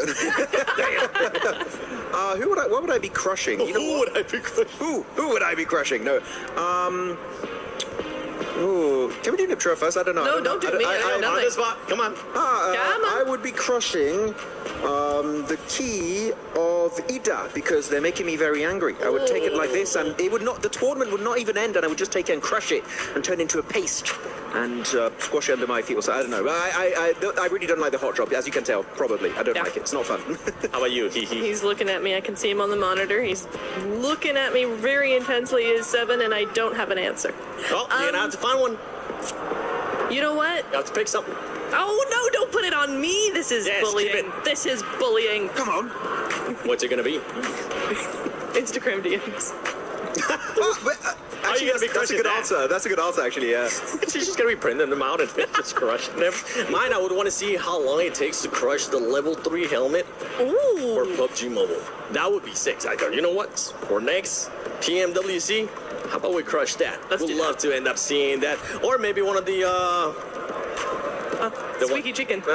The what? Squeaky chicken. Crush that and see what happens. Jeez, come down there in Farmville. As we're going to be going into Miramar, one thing that we've been noticing, oh my gosh, talking about Miramar, perfect time too, as we're seeing some of the bloopers that we have had so far. A PMWC, Aurora with this one. That one hurt to see. But this was, honestly, ended up working out for EA, especially because they jumped at the same time. Yeah, it did. That was the only redeeming quality, but otherwise it was a sticky situation that they had to get themselves out of. So yeah, GG on that one, but yeah. Did they hit the light post? A little bit. You say they got the light knocked out of it. That one, that was my favorite one so far, Max. That's so good. You know how hard it is to do that? It's insane. Yeah, I mean, you cannot replicate that. Also, XEY, when he was going over with a glider, he was actively getting shot at, by the way. Can't see all of the shots connecting, but some of them do. And before he explodes, he jumps out. That's some James Bond stuff right there in PUBG Mobile, and he makes it onto the tower. And actually, that position was really big for Nongshim Red Force in that game. I wish they got something similar in the finals, though. It's not been the case so far. Oh, this one stinks. Yeah, that one stinks. Just because they're not here anymore. You can even see it with Blank when he brought up Alpha 7. It was like, ooh. Oh, never The reigning champ is the PMGC, not in the finals of PMWC. That's like, ooh, maybe not. Hora, we love self-nading in this household. It's just so much fun. And it's dumb, but here we go. You do have it occasionally. Here we go, Aleka. I mean, and it's, any team can do it. We had A7, we've had Hora, 721 GS now. Sometimes you're just such a powerful player that you need to be humble and eliminate yourself from the competition. God damn, we have some humble PUBG Mobile players. We do. Oh, it's like what we do, Max. It's pretty much this is exactly the playing style when we end up playing. We're just so good at the game that we had to give the other teams a chance, give the other players a chance. We're like, okay, time to nade ourselves. You have to intentionally throw sometimes. If you want to give other people, the noobs, a chance, unlike us, they need to be given an opportunity at redemption in these games and get those chicken dinners, because otherwise they're just not going to get anything done. So yeah, that's the best way to do it. Yeah, and as we're going to be going into Miramar, we're still waiting for the matches to be ready here. That's why there's been a bit of a delay. As we're going to be going into Miramar, there is some drops that we've been kind of keeping an eye on, especially for Godlike and Hora, and you can see Max just starting to get even more and more red. I love how the shade just went from like your regular color to now starting to get a little bit more red with this hot drops. But the thing is, with Godlike, one thing that they have adjusted, Lace, is with Godlike, they haven't hot dropped before. They did hot drop at the start of the tournament, but they realized it wasn't going to be going their way, and they stopped hot dropping. I mean, they make these decisions based off of, I guess, all their play styles from previous matches. I like the fact that they're trying to make different decisions to see what can benefit them. Obviously, they need to capitalize on more eliminations, so seeing hot drops come out of them is better, but also they do have the power and the great positioning to go into these final circles. So when we bring into Smash Rule, and if obviously they can catch up that leaderboard in eliminations, this is a team that can finalize it and break it out by getting that win at the end of the day. So even though their eliminations are slow now, say we come into tomorrow, they can capitalize on these eliminations, moving on up the leaderboard, they are a team that will be able to hit the smash roll because they can capitalize on the wins. What are you guys doing? I believe so. I think they could put themselves into that position, and we're just showing our sport here. We're looking at some of the teams that we ended up predicted, and for everybody currently watching at home, for everybody here in the arena as well, don't forget that you can go into the EWC Play app and put in your predictions. Turn in with, just scan that real quick right here. Just go ahead and scan it and see what teams you're going to be selecting. I ended up selecting Aurora being in the top 3. This is the first time that in a long time that I haven't picked them to win. That's fair. I think that is fair. I wish they would win, but they're not. The way it's going, at least it doesn't look insanely likely unless they have a massive comeback in the next couple of days. But 4Thrives, also a team that needs to step up because, look, I've been supporting you guys for ages and ages. And you won PMGO, and I want you to have a back-to-back. I know you can do it. Yeah, ages. So many ages. Oh wait, this is 4Thrives. I thought I was Hora. I can't touch that. Okay, I thought I was Hora. I'm not. Okay, I'm sorry. Okay, I thought. Bad. No. I love that Hora just kicks it too. She doesn't even try to pick it up. Okay, yeah, I can't touch any 4Thrives merchandise. Okay, I need to. By the way, huge shout out to Jackie because while we're waiting for the game to start here, Jackie has been running around getting some interviews, and I think she was able to get another interview with maybe a fan this time. We're still roaming around talking to the fans. We're going to see what sort of teams people are enjoying over here and who they think's going to win. Excuse me, buddy. Who do you think's going to win the event? Ulf, I think he's win. Yeah? Yes. Let's go. Big up for Ulf. Let's go, Ulf. Ulf. What about you, brother? Ulf. All right, hell yeah.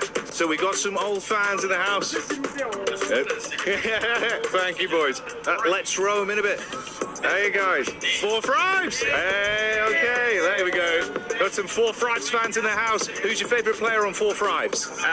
Of course, all, but I will go with Huzafa and Falak. Okay. Yeah. But there's been a lot of fans for Falak. What do you think it is? Is it how he plays the game or just his personality? What do you like about him? How is it played? He's an aggressive player, so and personality as well. Yeah, so yeah. What about all 4Thrives here in terms of thinking they're going to win it? You a big fan of 4Thrives? Yeah, we are especially came from Pakistan to support them. We are here for our team and we love them all. They represent our country and represent us, so we are here to support them.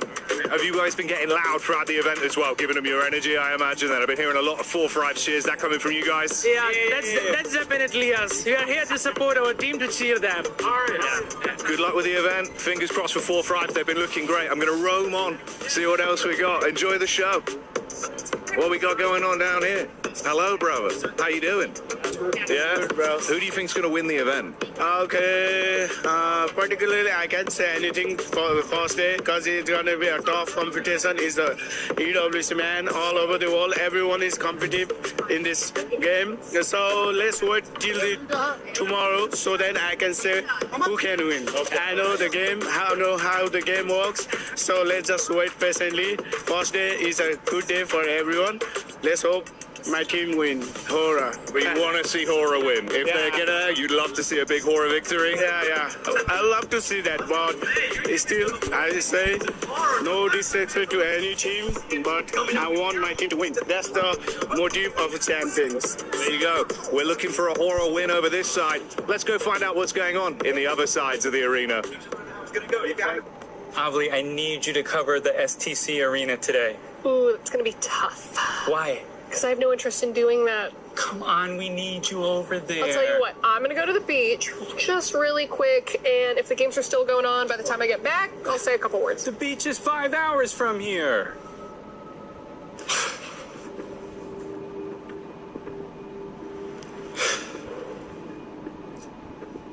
I wish Avli cared about esports more than anything in the world. That's a candy bar. It's worth a shot. Avli, what are you doing? I'm here for EWC. I love esports. More than anything in the world? So you can cover STC Arena? I'm gonna cover it all. That's great. Well, let's get you over here. I want a key. No, you can't have a key. Keys are only for clubs. Yeah, okay. We'll figure out your key. Great, let's go! Okay.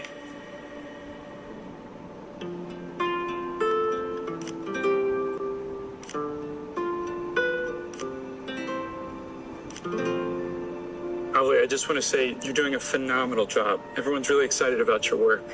I just love esports so much. Yeah, well, I'm going to ask about getting you a raise because you deserve it. I don't need a raise. I have my key. How did you... Can I see that? Mm-hmm.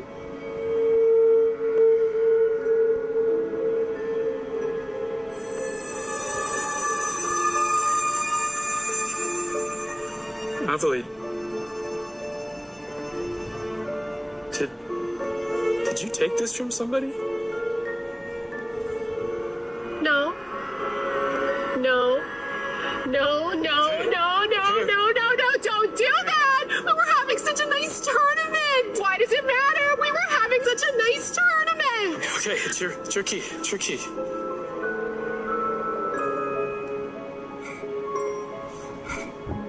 Probably would have got crushed anyway.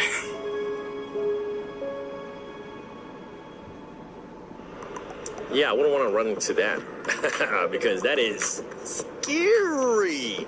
Talking about scary, we had some hot drops that we were talking about with Godlike versus Hora. This squads, I mean, the only thing that would suck for those squads is that they're currently on that second page, Max. That's why we're saying we don't want to see any hot drops from those two squads. Nobody wants to be Ida 2.0. Okay, sorry. You know it's what? fair. If you're an Ida fan, I'm sorry. I'm gonna start. I'm just memeing at this point. No, but they didn't do the hot drop in their respective group, right? Which was Group A back then, if I'm not mistaken, or the other one, but one of the groups.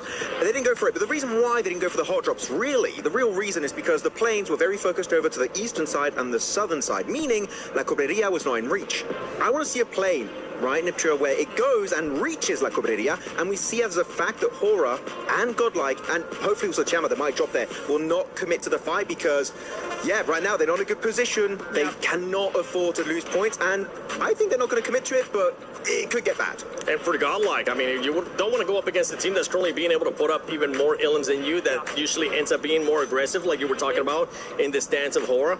Yeah, no, again, yeah, if they were doing much better in the last 4 matches, if they had, if they were top 5, top 6, something like that, and they were feeling really good and looking very confident, maybe you could try to contest the drop, right? But the way it stands, honestly, for either of these teams, I don't think either of them should really try and contest this. It really is down to who had it first and up to the other team to kind of figure out where else they want to go, because I'm not confident that either of those teams would win against each other. I think it's a 50-50. Even if you lose a player, right, it just hurts your potential performances onto Miramar. So, yeah, I do think that Godlike, talking to S-Power, you and me, right, Seven, we had a bit of a chat with him. He's like, you know what, it's not worth it. They had that first hot drop onto, I believe it was Hustler Crew, onto Erangel in their group stage, and like, you know what, it's just not worth it. Let's give it up. And I think that was one of the best changes in this entire tournament was from Godlike, and I want to see that bleed into Miramar going into today. Maturity, honestly, from the first time being at a global event, especially in finals, and well, during group stages, it ended up happening. But maturity out of that player for S-Power saying we don't want to continue with the hot drops. We want to stop that. We see that it's going to end up hurting our performance. And Lace, I want you to put your mindset into a coach right now. Into the biggest hype coach for some of their squads. Godlike and Hora, which team are you going to be picking, and what are you going to be telling them if they do decide to hot drop or if they don't decide to hot drop? Just get it together, man. No.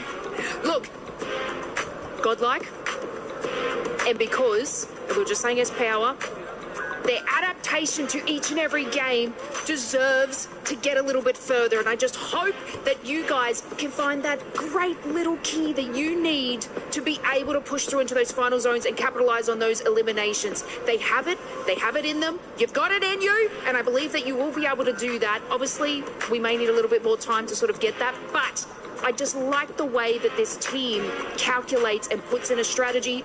Might not work out for them, but then they'll try a new strategy that they'll be able to solidify a lot more in this competition. So, look, I think they can do it. Yeah, especially for both teams being in the second page. You want to be able to build up the momentum. We've seen some teams being able to build up momentum and just carry it on throughout the matches. Only 3 days here at PMWC at EWC 26, the finals. We've been sending it to Jackie over and over again. Then I want to see what Hot Jukes and Blank are up to. Woo! Thank goodness the group stage and the survival stage is done. Now we can finally kick back and save our voices for a little bit. Playing some ball was a good time. It's been an incredible event so far, honestly, in Paris. Very, very fun. I mean, we're here right now in the Players Lounge, which is honestly ginormous. I think the first place we saw when we came in. Trying to hit some trickies right now, but it ain't happening. Also, I just want to let everyone know that I play pool. But I don't really, I play snooker. So this is very different for me. It's not the same thing, not the same thing at all. Matter of fact, I've never even seen a snooker table in real life. This is the game to play. I thought it was only one singular game. Yeah, I'm gonna break the rules, bro. Okay, what are you thinking? What are you thinking? I think I'm gonna break the rules in terms of where I'm. He is looking to take the shot. Will he hit the stripe? Little bounce shot. There we go. But, you know, we're getting things figured out here. Let's see if I can finally hit one of these things. Okay. So what you thought about the tournament so far? I mean, for me, the tournament's been great. I've really enjoyed it. It's been insane. There's been some crazy moments. That's a good shot. It's a good shot, too. Fourth rows look fantastic. I mean, Orangutan, Godlike coming in over towards that top 5 is just some crazy stuff. Couldn't believe it. I think everyone I've talked to whilst they've been here said they're having a really good time. Again, everyone's really taken care of here as well. Plenty of stuff that we're taking advantage of as well. Honestly, that's the big thing. Like, we're having actually kind of a pretty damn good time here. All right. Yeah, we got 3 games in. I do watch the other ones, but afterwards I like to come chill here. It's a lovely spot.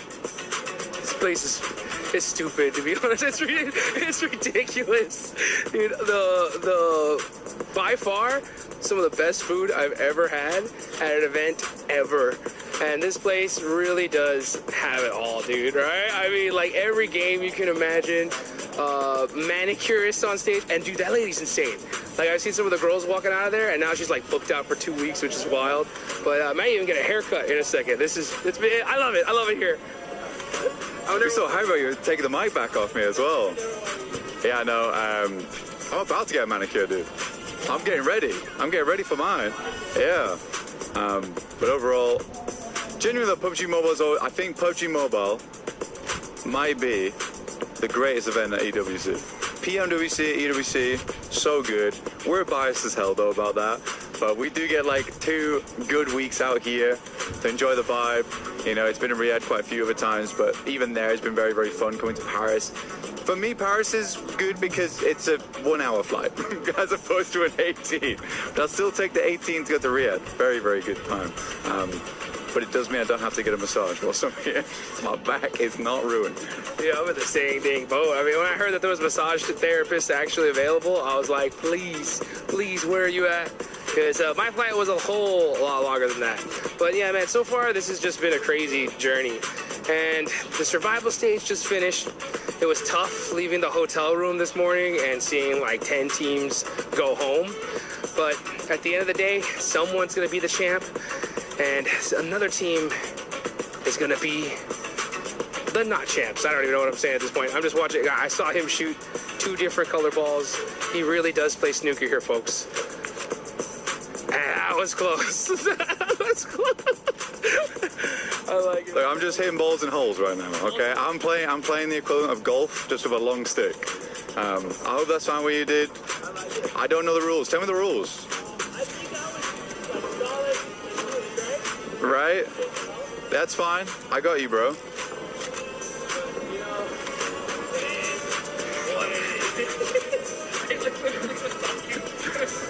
Yeah, I heard you like stop. I heard you stop. You kind of confused what was going on. That's fine.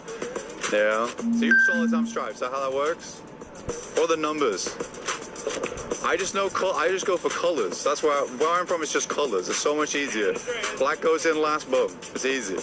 That's all I need. So I'm stripes. Okay. Okay, he's locked in now, okay? But what's one thing that you really need to make sure whenever you're playing any game is understanding the rules, right? But even if you don't understand the rules, sometimes you just send it, baby, right? You just put in the work and you might come out on top. Like, that's what I'm talking about. You see what I'm saying? This guy is, I like it though. You know what I'm saying? That's how you make the plays, baby. Let's get it. Yeah, sometimes you help other teams. That's kind of rough. Okay, I respect it. Sometimes you gotta make some difficult shots in your life. I trust you. It's a long reach. It was close though. It was I thought you were gonna really ruin that. Here, like tell me something. 4 thrives. Overrated or not? Hell no, dude. 4 thrives is insane. I mean, they are coming in champions of PMGO Season 1. I didn't think we were going to see a Pakistani team be our champs, not this soon. And this guy's giving me a chance. I really, really appreciate it. And hopefully, we'll see 4 thrives try to give some of these guys a chance, because in Group A, these guys look like they were unstoppable. They look really good. I mean, they were beat out points-wise by Vitality. But Vitality. It was ridiculous. You're right. It was ridiculous. It was a good time though watching them play. Big return to form for Indonesia. It's not been like this in such a long time. Oh, almost. But yeah, big return for Indonesia. It like feels like the spiritual successors right now to BTR back in the day, but there's no BTR pranks happening. No jokes. Just gameplay.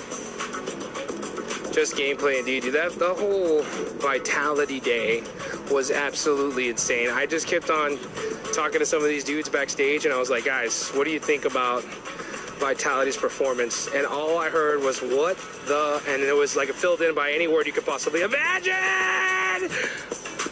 That's what I'm talking about. That was good. I like it. Purposeful shots here. Let's see how this one goes for Blank. Side pocket. Oh, just barely off the edge. But you know what, dude? That's the one thing I love about PUBG Mobile. Sometimes you get put in some beautiful situations, but the best teams always find themselves a way out. I mean, AJL's a good example of that. They got themselves in a real good situation. I mean, top team Tiamba going for the crown, and honestly, they completely flubbed it. That was a lovely shot, by the way, dude. Well played. Went up against Tiamba in that last game, survival stage. They're given all the chance to the world versus Nongshim Red Force, but Nongshim, I would say they're one of the teams looking to continue on. And I don't think AGL had it in them this year, but Tiamba just had a massive turnaround. But these things happen. Some mistakes happen. Oh, dude, I forgot that you were like right at the finish line. I've got like some more steps to go. You got it. But hey, you know what? That's what it's all about. You just take things one step at a time. No matter what kind of situation you put in, you've got to just figure things out and make it happen. Yeah. Take another one. Sometimes you got to take a mulligan. Little combination.